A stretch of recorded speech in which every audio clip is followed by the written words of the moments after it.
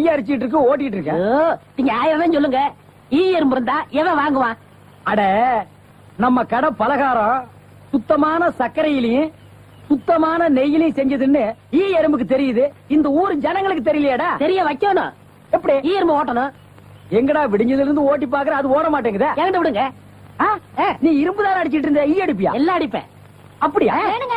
இல்லடே ஆண்டவா, என் பொண்டாட்டி மாவாட்டி வச்சிருக்கா, வடை சுடணுமா?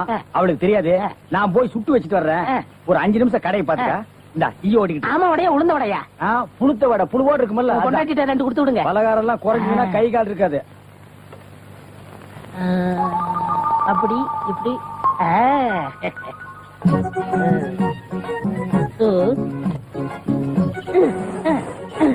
இதை விட்டு விட்டு விசிறி எடுத்து வீசிக்கிட்டு இருக்கிறதா?